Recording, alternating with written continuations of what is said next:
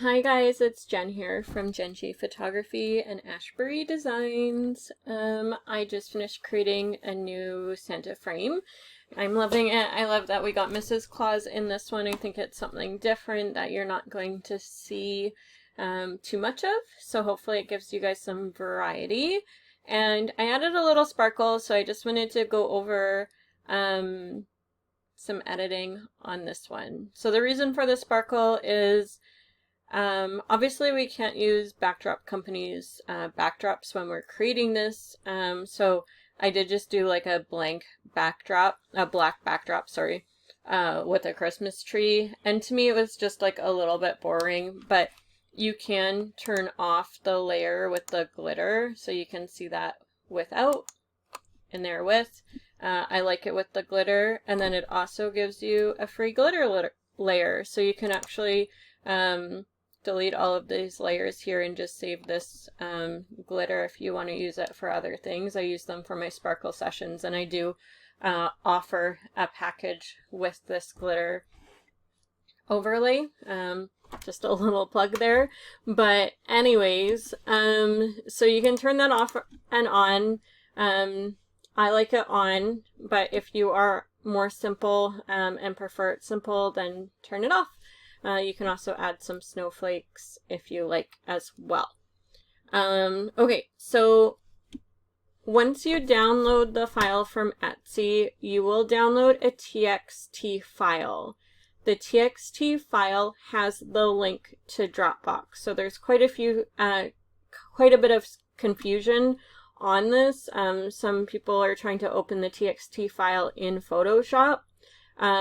The files are way too big for Etsy to deliver, so that's why I had to do it this way. So you'll download the TXT file right away, and then open that, and that will have the link to Dropbox, and then you'll download the PSD file from Dropbox. So it's just an extra step, but it allows you to get this layered image so that it's super simple to use. Otherwise, we'd have to do a JPEG, and you would have to create your own clipping mask every single time. And I wanted to make it as easy as possible to use. So once you do that, once you've downloaded the PSD and you've opened it, this is what it looks like. So you have your background layer, you have a photo mask, the layer where you place your image, and then you have the glitter layer that can be turned off or on. The layer mask here, I did do like a little drop shadow, so I'll show you that once I've placed the image. That is what the effects are. You can turn that off by double clicking on the effects. Let's start with placing the image so that I can show you how you can get some variety in your image. So while you're selected on the layer that says place image here, you'll go File, Place, and then just choose your image. And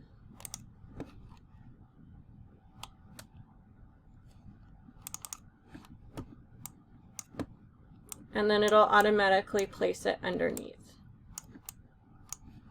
If it doesn't place it underneath, then you're likely on the wrong layer when you did File, Place.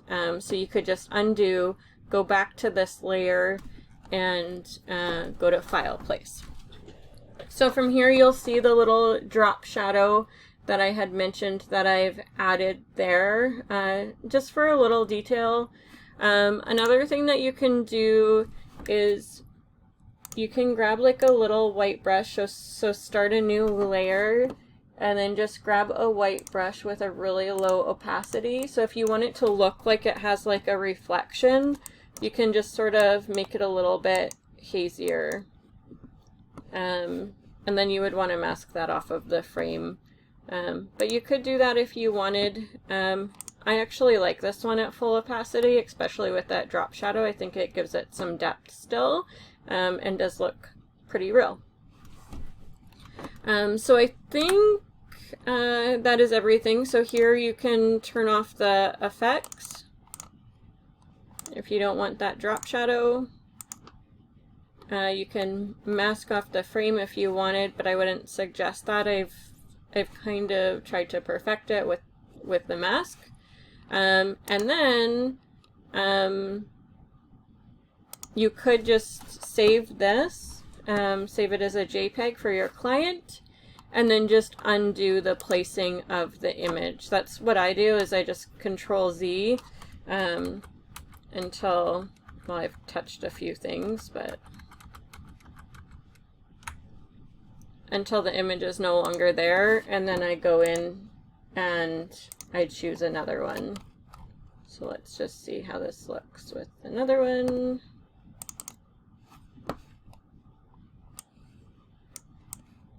And then also, while you're resizing, if you have a recent version of Photoshop, then you won't have to hold the Shift key. If you do have a bit of an older version, then you will have to hold the Shift key while you're resizing, otherwise it's going to distort it. So yeah, so that is everything. I hope that answers any questions, as well as helps make this very simple for you to use. Thank you so much and have a wonderful day. Bye-bye.